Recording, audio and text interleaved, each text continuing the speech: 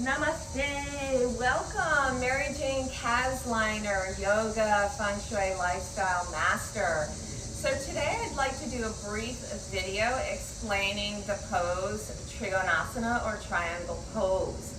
It is a popular pose in many yoga styles. And first off, Trikonasana, which is the Sanskrit name for triangle, it literally means three corners. And so we're dealing with the triad, which is a very powerful concept. The triangle having a broad base and very, very stable. This pose has so many benefits, from stretching the muscles around the groin, the knee. It's fabulous for bone structure. It is fantastic for sciatica. It's great for the core, it's great for strengthening the back.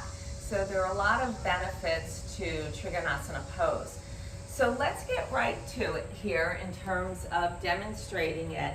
So if you were in mountain pose here, really the easiest thing to do is we'll step the left leg back. So you want to give yourself about a 3-foot range between the front and the back leg.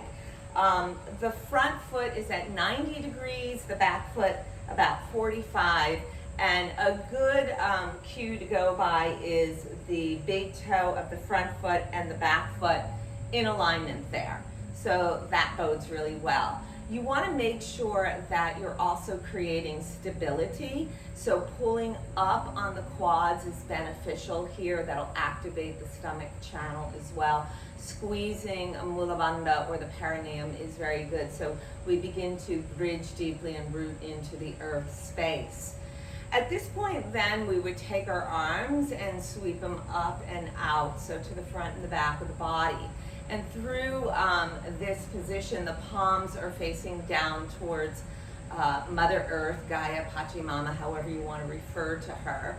And so you're absorbing the yin energy of the earth through the palms of your hands, or the hastas. Through the exhalation, you want to soften the shoulders, because the shoulders tend to inch their way up towards your ears and you get all scrunched up here. So we want to keep the sides of our neck long. So relax there. Good. We're going to take a nice reach, so the torso is beginning to move, in this case, over the front hip. And we're going to, on the exhalation, begin to hinge from the hip instead of the waistline here. So the right back of the hand is going to glide down to the inner right shin here as the left arm rides the wave up. Now, a few things to bear in mind here. I'm going to come out of the pose for a minute. When you move into that aspect of it, you want to make sure you're really engaging through the back foot, in this case, the left foot.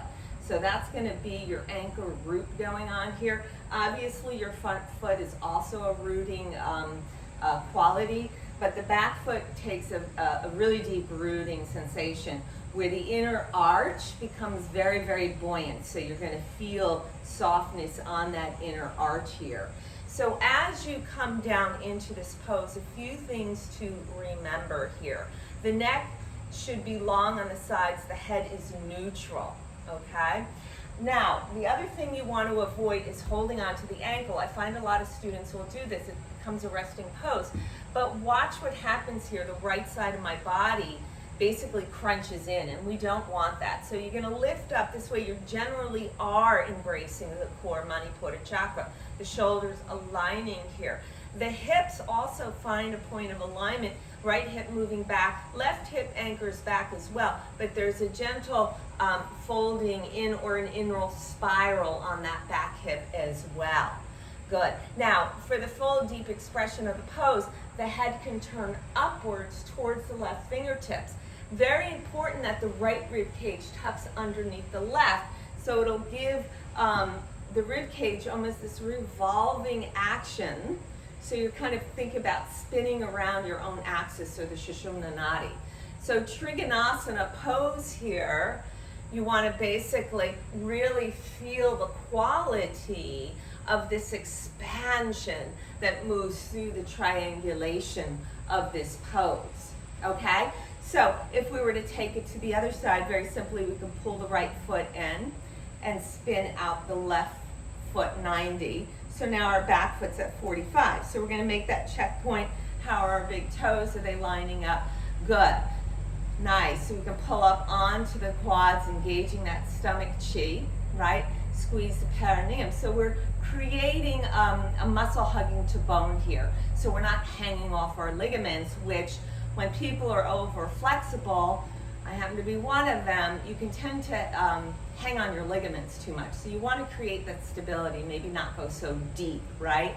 And then those arms float out, right? The palms absorbing the chi of Pachamama, Gaia, Mother Earth, right? The torso this time is going to float out over that left hip, and the hinge is going to come from the hip as opposed to the waistline.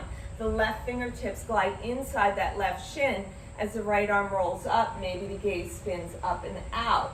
The left rib cage tucking under the right here. So relaxing the shoulders away from the ears, really getting nice and long through the left side body.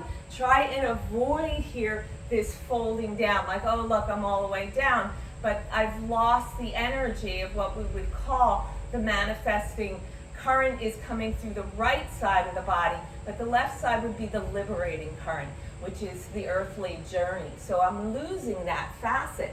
So I want to pull up and out and really be able to be buoyant in the pose, really anchoring through that right foot or the back foot, right?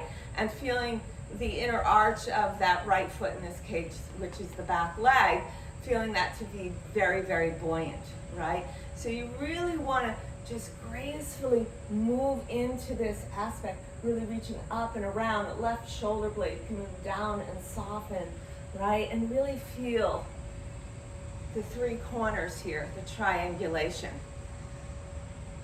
Enjoy the pose, Trikonasana. Please visit me at my website, www.mjkasliner.com. Namaste.